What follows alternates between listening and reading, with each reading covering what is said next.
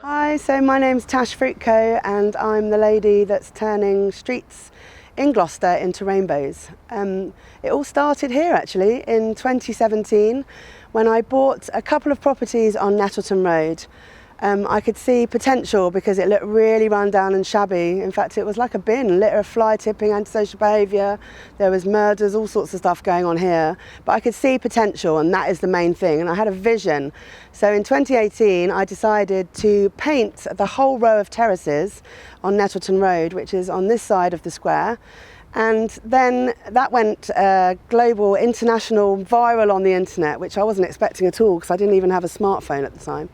In the meantime, I had bought some other properties on a street called St Mark Street in Kingsholm, which also looked like run down and shabby, state of disrepair, greyish we call it. Everything was painted grey and beige and it looked hideous.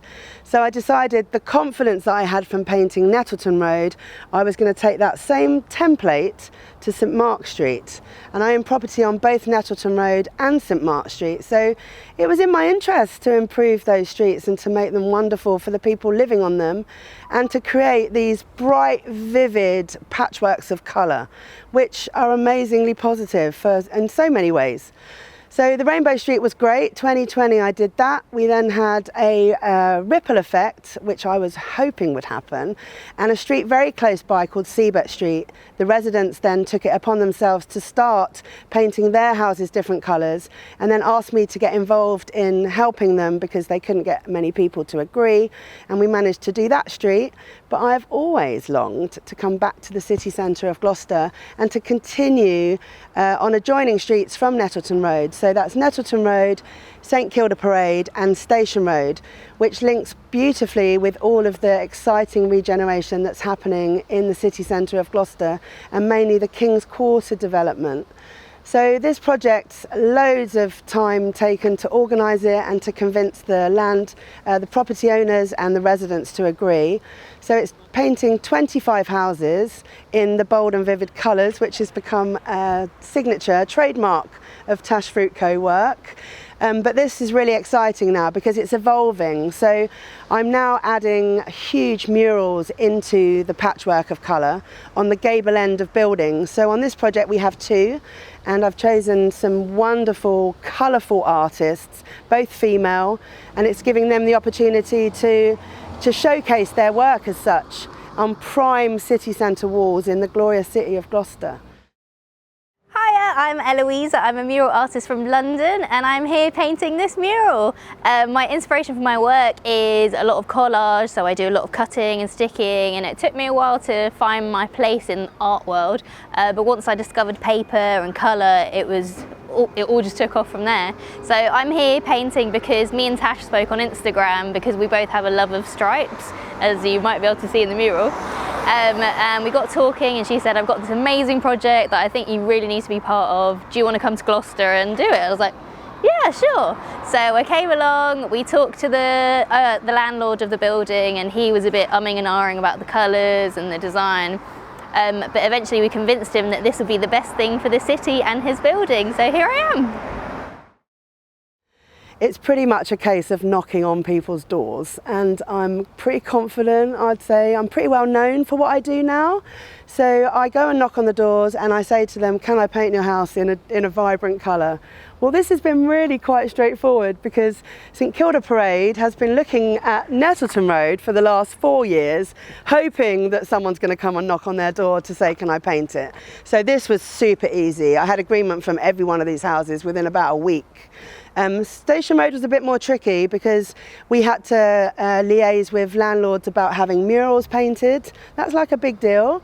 And also there were a few houses that weren't sure about the colours that I use. So we've just come up with some other options for them. They don't have to go for really bright colours. In fact, one of them didn't go for a bright colour but now has changed her mind. So that's really cool. But these colours are, I think, the best display of colours to date. And we've had an amazing response from the media. I mean, I can't do it without the media, to be honest. So, you know, the role in the media in my project is huge. So we contact local press, national press, local television and local and national radio.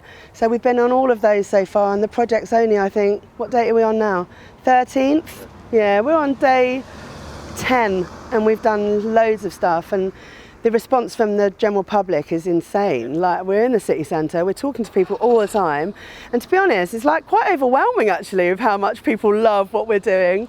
So it's just driving me more to do even more streets, and I've got loads of other things lined up, so watch this space on that.